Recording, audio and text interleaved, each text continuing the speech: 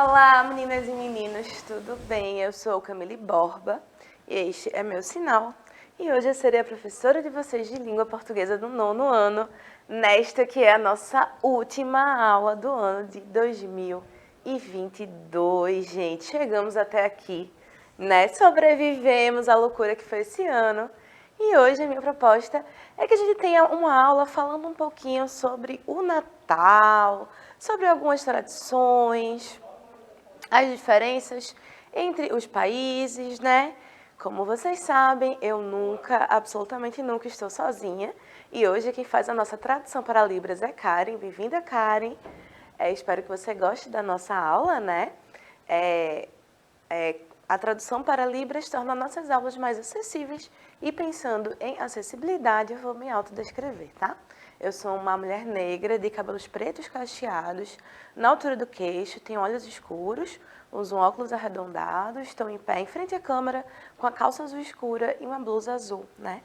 Aqui dando essa aula para vocês. Aulas estas que vocês já sabem também estão disponíveis no nosso canal do YouTube Educa Recife e também no nosso aplicativo Educa Recife, que pode ser downloadado ou pelo QR Code que vai aparecer na tela ou em todas as lojas de aplicativo, tá certo?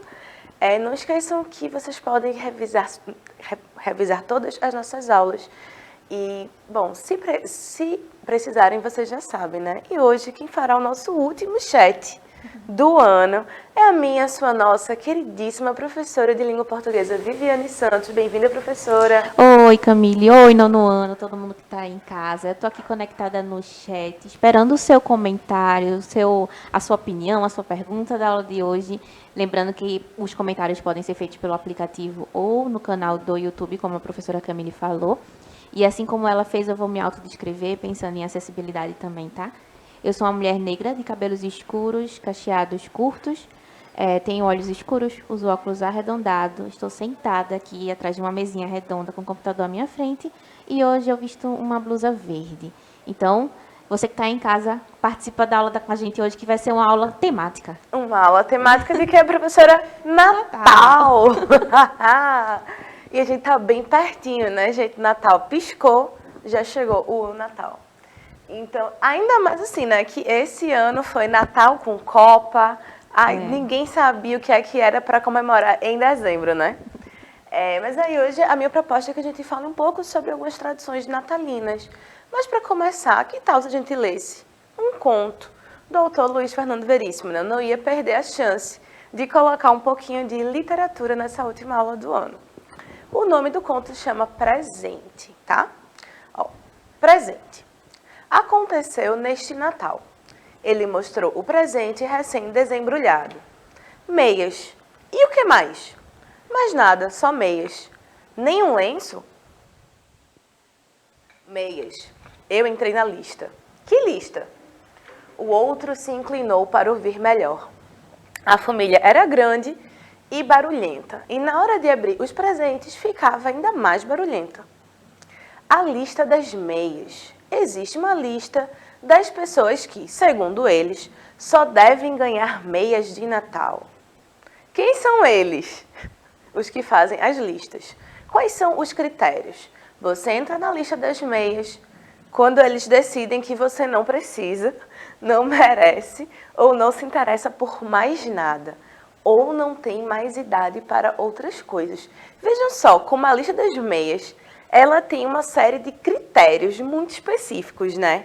É quando outras pessoas decidem que você está numa fase que ou não merece, ou não se interessa por mais nada. Ou não precisa, né? Ou não precisa, ou não tem idade para outra coisa. É como se você quase ocupasse um limbo existencial, não é isso, professora Viviane? E é um limbo preocupante, né? Se a gente pensar que a vida é feita de motivação e de objetivos, né? Entrar na lista da meia é quase sintomático de alguma coisa. Não é? É quase como se dissesse, então, seus interesses estão chegando ao fim, seu prazo de validade, né? E é interessante pensar que, assim, eles falam em tons de conspiração, né? São eles. Quem são eles? Aqueles que fazem as listas das meias. No fim, será que a gente tem como saber quem são, né, esses eles? Será que na sua família tem também os eles, os que fazem as listas dos presentes? Tem. Sempre tem, né, professora? Vamos lá, continuando. As listas, então, são por idade? Olha aqui, então a gente vai entendendo, né, melhor quais são os critérios para a construção da lista. Existe a idade de ganhar brinquedos e jogos. Obviamente, nós não estamos mais nela. A idade de ganhar carteira de dinheiro. Depois, a idade de ganhar dinheiro num envelope para gastar como quiser, com a recomendação de não gastar tudo em mulher. Isso, depois, livros, discos, bebidas. Então, veja, a gente vai tendo uma gradação, né? Livros, discos, bebidas. Este ano eu ganhei o vinho. Eita! Você não pode pedir para sair da lista das meias? Impossível. Quem entra na lista das meias entra automaticamente na lista dos que não são mais ouvidos sobre assunto nenhum, inclusive as listas. É realmente assim como um abandono da identidade, né? Entrar na lista das meias. Entrar na lista dos que não decidem mais nada. Daqueles parentes assim que já são tidos como mera decoração, mera, né? Um corpo que já existe ali, mas que já não tem mais nem vontades. E eles não conseguem alterar nem o presente dos que estão na lista das meias, né? Porque eles já não têm mais esse poder de decisão. Então, as únicas pessoas que podem alterar são as pessoas que não estão. E como você não está, Você né? não entende. Você não entende. É o lugar de fala, né?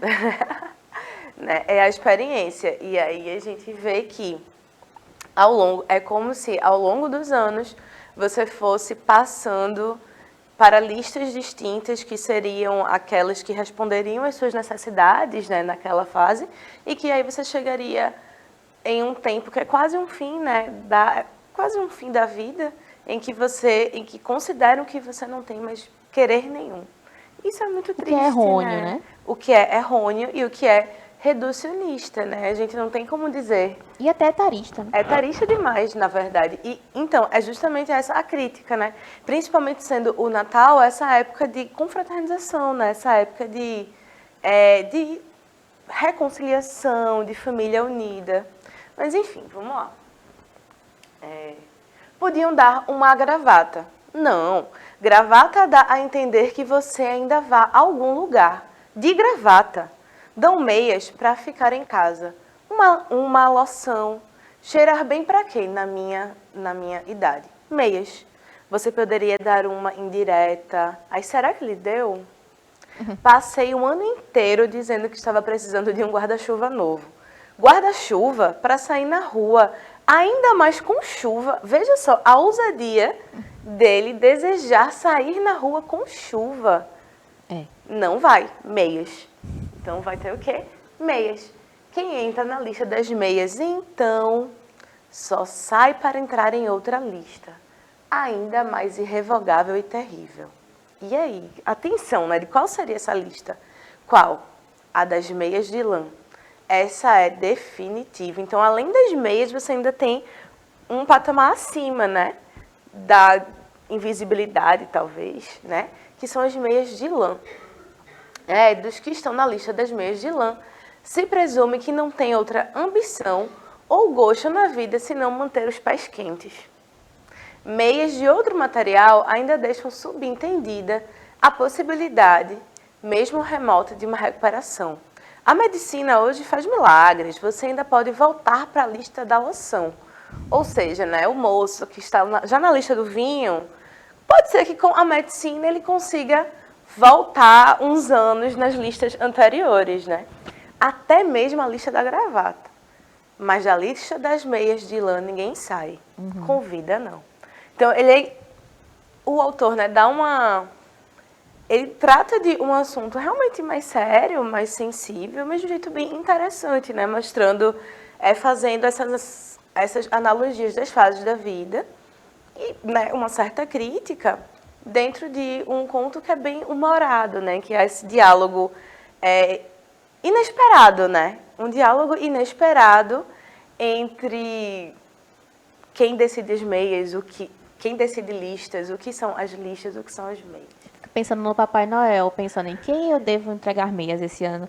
É. E assim, é interessante pensar que ao mesmo tempo é um texto que faz a gente entender como o final do ano, como o Natal especificamente, faz com que a gente sinta o passar do tempo mais do que qualquer outra data comemorativa, né? Não há uma reflexão sobre envelhecimento, por exemplo, na Páscoa No ou no carnaval. São João, É né? verdade. A gente tem esse sintoma saudosista no Natal, né? A gente percebe que passou um ano inteiro. É, Então é, tem essa contagem do tempo. é verdade.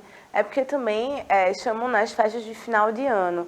Mesmo que a gente saiba que o tempo ele seja arbitrário, né? A gente não, tipo, Nós fizemos a divisão do nós tempo. fizemos a divisão do tempo, é impossível não perceber esse sentimento de fim de ciclo e renovação. E aí, por isso que tipo, o Natal é muito sobre isso também, né? Sobre refletir sobre todo o ano que se passou entre os natais, como se fosse o fim de uma vida e começo de outra no ano novo. Afinal de contas, quem não começa o ano fazendo o quê? Listinha, metas. Você fez, professora Viviane? Ainda não, mas dá tempo. 2000, em 2022 eu não fiz, então eu não cumpri. Eu também não. Eu não cumpri nenhuma porque não fiz. Não, você também cumpriu todas. também não descumpri nenhuma porque também não fiz. Mas deixo aqui o convite para que a gente pense nas nossas metas, porque uma ferramenta de você visualizar o que você quer e aí você conseguir planejar, né, os seus objetivos, planejar conseguir os seus objetivos. E aí eu trouxe aqui umas perguntinhas, mas aí a gente já conversou um pouco sobre o texto, mas vamos lá. Ó. Passar para a lista de e-mails, segundo um conto, é um sinal de quê? É um sinal de envelhecimento, né? Um sinal de passagem do tempo e que você vai sendo cada vez mais ignorado nas decisões familiares. E aí é uma crítica para aquelas famílias que sempre têm aqueles parentes mais velhinhos que eles não consideram a autonomia, né? Como se eles perdessem as suas agências, né? Como se perdessem as suas vontades. E aí, na sua opinião, passar para a lista de e-mails é bom? Por um lado é bom porque considera que a gente está envelhecendo, né? E a alternativa ao envelhecimento é a morte, né? Poderíamos dizer que a lista de presentes que se ocupa faz uma analogia com a trajetória da vida. Se a gente voltar no texto, né, professora Viviane, a gente tem justamente a descrição das listas em que as pessoas se enquadrariam, passando então pelas fases da vida, de infância, juventude, maturidade, né? E aí, então, a velhice. E aí, a crítica é isso, é você considerar que o passar do tempo retira a autonomia das pessoas, né? E os desejos, e as vontades. E tudo se resume à autonomia, aparentemente, né? Porque quando você é criança, você não tem autonomia. Isso. Para escolher. Porque até os seus presentes são ganhados, assim, às vezes de forma, né, voluntária, às vezes não. E aí você fica adulto e aparentemente esse é o único estágio em que há autonomia. E aí você e ele também... dura curtíssimo, ele é um terço da vida. Quando você é adulto, você faz parte o quê? Das pessoas que escolhem os presentes. Que fazem as listas. Então, que fazem as listas. Mas é um período muito curto, né? Muito. Porque depois a gente vai perdendo essa autonomia. Mas aí, é um conto, né, interessante, um conto diferente, mesmo sendo um conto natalino. E aí eu queria que a gente passasse para o conhecimento, para aprender um pouco sobre as tradições do Natal, como a troca de presentes, né? Esse costume do Natal é uma tradição anterior à festa cristã, uma das tradições antigas que remete ao ato de presentear. Era o Ano Novo Romano, em que se decorava a casa com folhagens e luzes, e as pessoas distribuíam presentes às crianças e aos pobres. Os pacotes de presente ficam debaixo da árvore por muitas noites, em lugares como Espanha e Itália. São abertos apenas no dia 6 de janeiro, o dia de Reis. Na Itália é a velha Befana e não Papai Noel, que entrega os presentes para as crianças. Então, veja só, imagina passar do dia do Natal, assim, né? Antes, quando se colocam os presentes, eu não sei se há uma data específica para se colocar os presentes. Aqui no Brasil ou na Itália? Sim, a resposta da pergunta poderia ser para os dois. Eu acho que não há uma Eu data acho que pra não há uma colocar, data. não. Talvez quando se monta a árvore, né? É, Não mas aí sei. nem todo mundo já comprou. Eu sei que tem uma data específica para desmontar, Pra a desmontar. árvore, né? Que é o dia de Reis, dia 6 de janeiro. Que é justamente o dia em que as crianças italianas e espanholas, né, espanholas, podem abrir seus presentes. Porque eles só podem abrir no dia 6 de janeiro, que é dia de Reis. Já na Islândia, é uma tradição recente presentear com livros na noite de Natal. A prática foi incentivada depois da Segunda Guerra Mundial, quando o país teve suas importações restringidas. E aqui a gente vai para a parte boa do Natal, que eu tenho certeza que muita gente gosta do Natal, por causa das comidas típicas, além da polêmica anual de passa no arroz ou não. Eu sou do time que não como a passa no arroz, mas não me incomoda. Posso só tirar. A professora Viviane é do time que bota passa em tudo, né? Assim como um costume no Brasil de tacar passa no arroz natalino. No Brasil, geralmente a gente come um peru assado, arroz com castanhas, passas, farofa, molho. É uma ceia tradicional, assim, né? Mas essas ceias, elas mudam de acordo com os contextos dos países. Então, o que é de hábito comer, quais são as ofertas, até a estação do ano, né? No Brasil, a gente passa o Natal no verão, enquanto que nos países nórdicos, né, no hemisfério norte, eles estão no inverno. Então, até a temperatura, né, interfere nos menus. Os franceses comem patês de trufa, frutos do mar, comem um tronco de Natal, que é de chocolate e nozes. No México, bolinhos e tortilhas fritas servidos com calda de açúcar e canela, como se fosse um bolinho de chuva, né? Os portugueses servem bacalhau.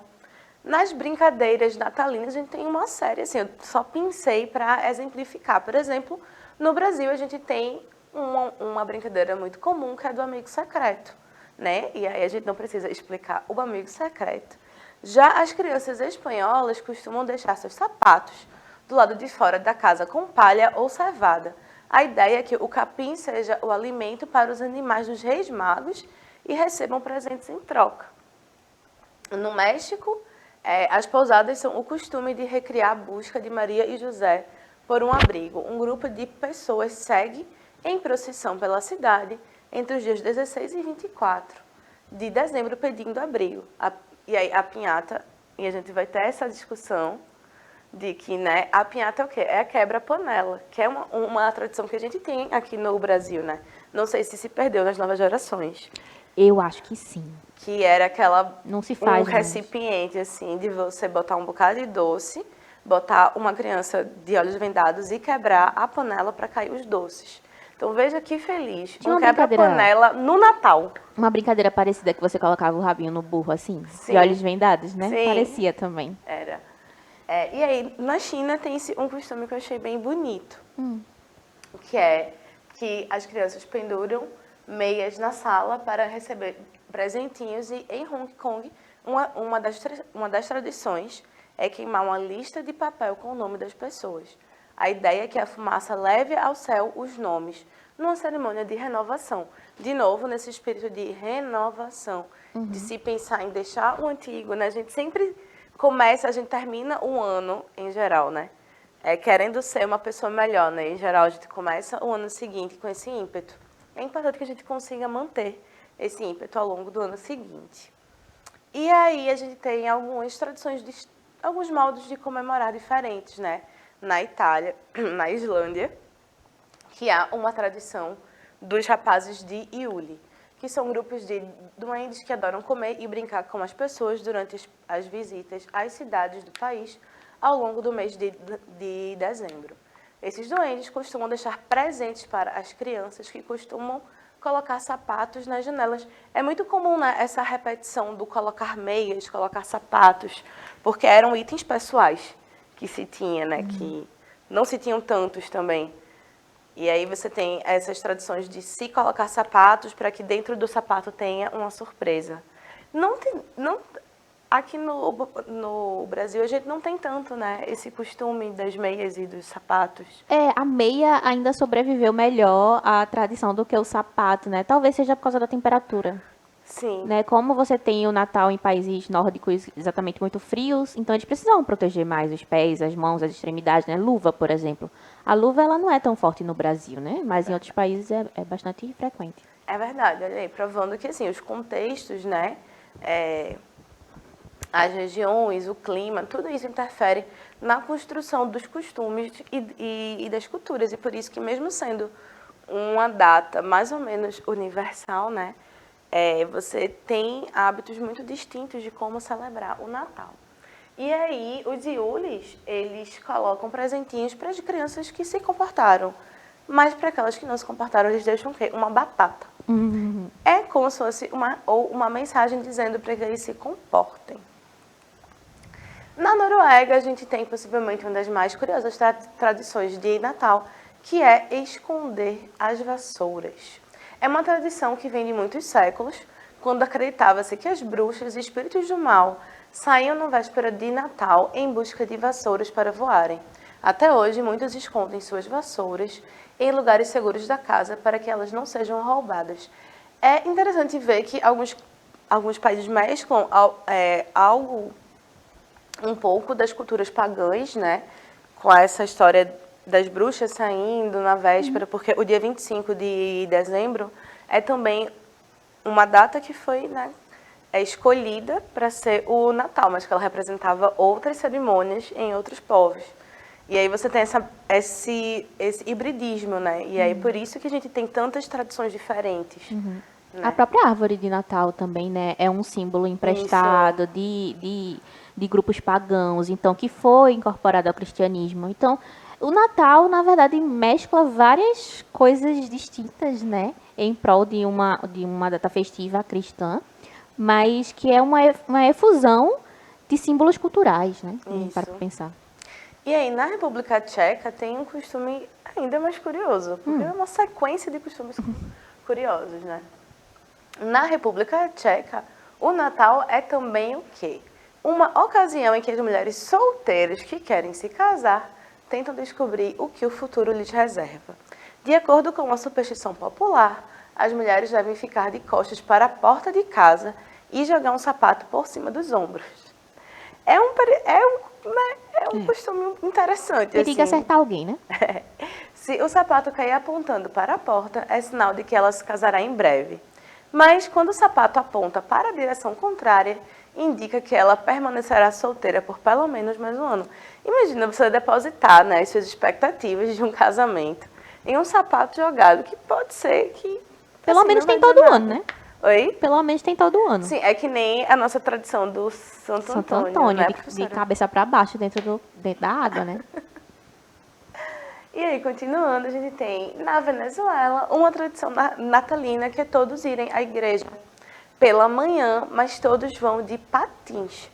O que eu achei uma escolha interessante de meio de locomoção, né? A curiosa tradição é tão popular que as ruas da cidade são fechadas para carros, para que as pessoas possam ir de patins com segurança até a igreja. Na volta para casa, tanto exercício será recompensado com a ceia, à base das típicas tamales, que são massas cozidas a vapor com recheios variados.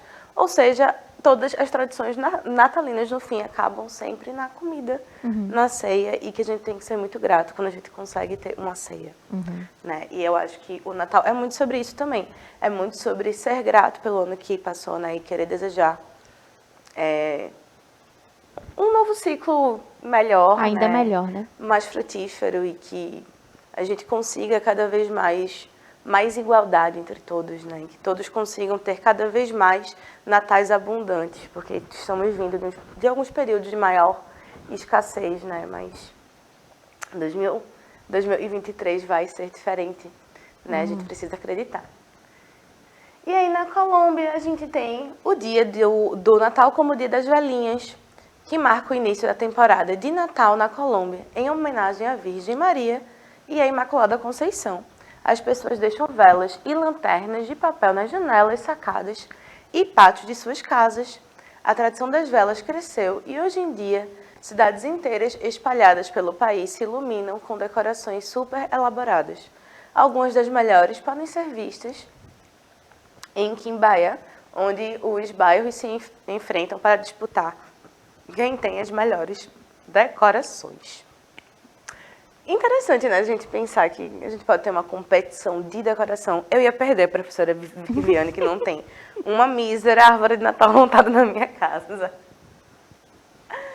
E aí, na Itália, a gente tem essa personagem chamada Befana, que vai distribuir presentes, mas se você não for um bom menino, você ganha um carvão.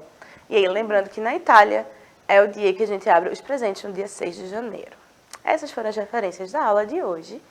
E essa foi a última aula do nosso ano letivo. Espero que vocês tenham gostado. Queria terminar com essa citação de Cora Coralina. O que vale na vida não é o ponto de partida, e sim a caminhada. Caminhando e semeando, no fim terás o que colher. E a gente pode pensar isso numa perspectiva de renovação, né? Demais. Desde já agradeço a Karen, a produção, né, que passou o ano inteiro nos dando esse suporte para que as aulas chegassem até vocês. A professora Viviane, que vai encerrar essa aula. Eu vou ficar por aqui. Um beijo e até a próxima, gente. Feliz Natal e um ótimo ano novo. Tchau, nono ano. Foi uma alegria ficar com vocês aqui o ano inteiro. Espero que o próximo ano seja próspero, bondoso com todo mundo. E a gente se vê em breve. Bom Natal, bom final do ano e até lá. E até lá.